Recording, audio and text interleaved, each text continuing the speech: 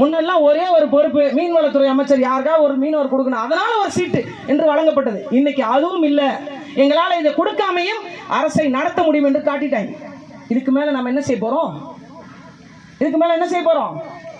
ஒரு வார்டு மெம்பரா நிக்கிறது இல்ல, ஒரு ஊராட்சி மன்றமா நிக்கிறது இல்ல, ஒரு ஒன்றிய கவுன்சிலரா நிக்கிறது இல்ல, மாவட்ட கவுன்சிலர் நிக்கிறது இல்ல, மேயர் நிக்கிறது இல்ல, சட்டமன்ற உறுப்பினர் நிக்கிறது இல்ல. ஏன்? 10 ஓட்டு போடட்டுமே. ஆனா உண்மையிலே நம்ம மக்களை பாராட்டணுங்க, பாராட்டி ஆகணும்.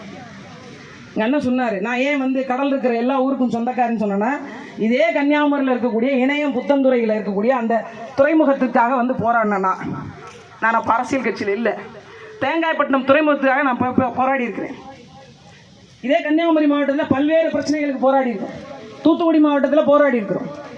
ராமநாதபுரம் உப்பூர் அனல்மின் நிலையம், இங்கே கல்பாக்கம் அணுமின் நிலையம், அங்கே கூடங்குளம் அணுமின் நிலையம், இந்த பக்கம் எண்ணூர், இங்கே இருக்கக்கூடிய 16-18 கிலோமீட்டருக்கு ஒரு அனல்மின் நிலையங்கள் கொண்டு வரப்பட்டது. கடலூரில் இருக்கிற அனல்மின் நிலையம் எல்லாவற்றிற்குமான போராட்ட காலத்தில் நாங்கள் இருந்தோம். நான் இருந்தேன். எது ஒன்றும் இல்லை, இந்த மக்களுக்கான இந்த நிலத்திற்கான உரிமையை பெற்றுத்தர வேண்டும் என்பதற்காகவும் பாதுகாக்க வேண்டும் என்பதற்காகவும். ஆனால் எனக்கு நம் நில மக்களை வாக்கு செலுத்தலை. அதெல்லாம் ஒரு கொடுமை என்னன்னா, ஒரு அம்மா கிட்ட போய் நான் என்னோட துண்டறிக்கையை கொடுத்தேன். அவங்க வாங்கி என்னதுமா சொன்னாங்க, அந்த பகுதியில் இருக்கக்கூடிய அனல் மின் நிலையத்திற்காக போராடி 6 மாத கை குழந்தையை கையில் வைத்துக்கொண்டு ஆதாரங்களை திரட்டி வழக்கு போட்டு தேசிய பசுமை தீர்ப்பாயத்தின் மூலமாக ஸ்டே வாங்கின என்னை அந்த பேப்பரை தூக்கி குப்பையில் போடுவேன், எடுத்துட்டு போன்னு சொன்னாங்க. நம் மக்களுக்கான அரசியல் அவ்வளவுதான்.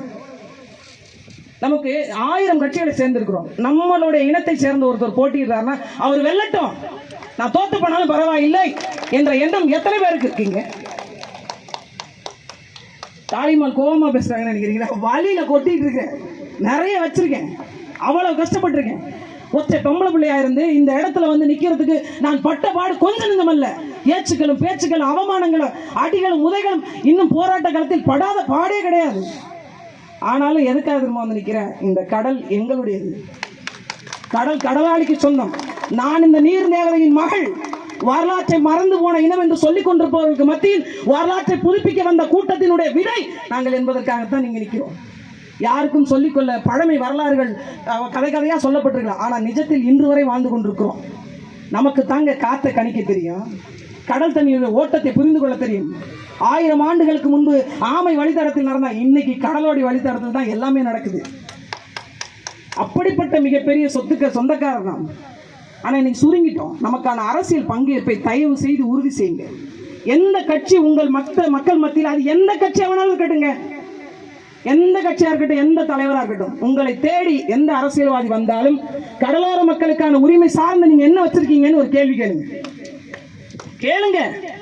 எங்கள் பகுதியில் இப்போ குறிப்பிட்டு நான் எல்லா தொகுதியிலையும் கேட்கல, ஒரு சில தொகுதிகளில் கடலோர மக்களுடைய வாக்கு அதிகபட்சமாக இருக்கு. அந்த தொகுதியாவது குறைஞ்சபட்சம் அவங்க நமக்கான பங்கேற்பை உறுதி செய்கிறாங்களா? இப்போ என் ஊரில் தான் கொடுக்குறாங்களா? அப்படி கிடையாது.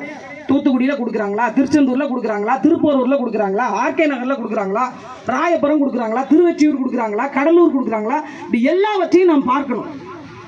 இங்கே கூடியிருக்கிற கூட்டம் சாமானிய மக்கள் அல்ல, மிகப்பெரிய ஒரு சரித்திர கனவை வைத்திருக்கக்கூடிய தலைவர்கள் மத்தியில் நான் பேசுகிறேன் என்பதை உறுதி செய்து கொண்டு தான் நான் பேசுகிறேன். நீங்கள் கேட்கலாம், நீங்கள் போராடலாம், நீங்கள் மக்களை திரட்டலாம், நாம் மிகப்பெரிய ஒன்று கூட்டமாக மாறலாம். எல்லாரும் ஒரு வார்த்தை சொல்கிறோம், இங்கே இதை பழவேற்காட்டில் அடித்தா சென்னைக்கு இது கன்னியாகுமரிக்கு வலிக்கணும். என்னைக்கு இங்கே வலிச்சுது? என்னைக்கு வலிச்சுது? வலிக்கலை. ஏன் தெரியுமா? கடலோர மக்களுக்கு ஒரு தனித்தலைமை உருவாக முடியல.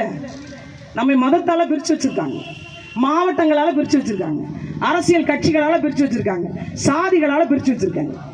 இன்னைக்கு விவசாயிகள் எந்த சாதியாக இருந்தாலும் விவசாயினா ஒன்று கூடிடுவாங்க. விவசாயிகள் போராட்டம்னா நிற்கிறாங்க. அங்கே தேவர் நிற்கிறார், தேவேந்தர் நிற்கிறார், கோனார் நிற்கிறார், கல்லர் நிற்கிறார், வன்னியர் நிற்கிறார், பறையர் நிற்கிறார், எல்லா சமூகமும் நிற்குது ஒன்று கூடி.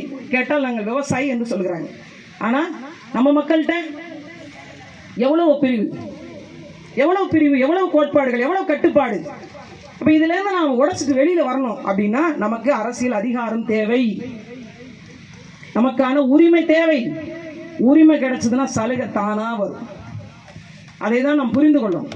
எங்களுக்கு எவ்வளவு விசைப்படகு தேவை, எவ்வளவு இன்ஜின் தேவை, எவ்வளவு வலை தேவை அப்படிங்கிறத காட்டிலும் என் பிள்ளைகளுக்கான படிப்பில் இடஒதுக்கீடு தேவை, வேலையில் இடஒதுக்கீடு தேவை. யாரோ எனக்கு முன்னாடி பேசும்போது சொன்னாங்க, கடற்படையில் கடலோர மக்களுக்கு உண்மையிலேயே நீங்கள் போய் பாருங்களேன், எந்த கடற்படை வீரர் அது இப்போ ஒரு கொடுமை, ஒரு சட்டத்தில் டிரைவிங் லைசன்ஸ் இருந்தால் தான் இனிமேல் நீங்கள் போட் ஓட்ட முடியும். சொல்லிக் கொடுக்குறவர் யார் தெரியுமா? மேற்கிருந்து ஒருத்தர் வருவார், போட்டு எப்படி ஓட்டணும்னு உங்களுக்கு சொல்லி தருவார். 15 நாள் ட்ரைனிங்க. 15 நாள் ட்ரைனிங் போன பிறகு உங்கள் லைசன்ஸு, அந்த லைசன்ஸ் இருந்தால் தான் நீங்கள் போட்டுக்கு போக முடியும். அப்படி ஒரு சட்டம் இருக்கு. அப்போ இங்கே என்னவாக இருக்கிறது? நம் கடலோர பகுதியில் கடலோர மக்கள் மத்தியில் என்ன சட்டங்களும் திட்டங்களும் வருகிறது என்பதை பார்க்கணும். ரெண்டாவது, பிரிந்து கிடக்கக்கூடிய மக்களை நாம் ஒன்று திரட்டணும். அதுக்கு இந்த தலைவர்கள் கூட்டம் அல்லாது இன்னும் ஏனைய விடுபட்டிருக்கக்கூடிய மக்களுடைய மரைக்காயர் ஒரு சமூக மக்கள் இருக்காங்க. அவங்க தான் மரக்கலன்களை ஏற்றி இறக்கணும். சரிங்களா? சோழியர் இருக்காங்க, அவங்க சோழி எடுத்தவங்க, அதை கொண்டு போய் சுண்ணாம்பு கால்வாயில் போட்டவங்க சுண்ணாம்புக்காரர், அம்பலக்காரர், ஓடக்காரர், சிவியர், பெஸ்தா, பரிசல் ஓட்டுறவங்க. அப்போ இந்த மாதிரி இருக்கிறவங்க நகரத்தார். ஒரு காலத்தில் நகரத்தார் நம்ம இங்கேருந்து தான் வந்தோம் அப்படின்னு அவங்க ஏற்றுக்கிறல. ஆனால் இன்னைக்கு அவங்க வரலாற்றை புரிந்து கொண்டு, ஆமாம் நாங்கள் தூத்துக்குடியிலேருந்து கொக்கையிலேருந்து போனோம், நாங்கள் பூம்புகார்லேருந்து தான் வந்தோம் அப்படின்னு இன்றைக்கும் அவர்கள் தங்களுடைய வரலாற்றை தேடி எடுத்துட்டாங்க. அப்போ நம்ம எல்லாரும் ஒன்று கூடணும் அப்படின்னா அரசு நம்மை திரும்பி பார்க்கும். அரசு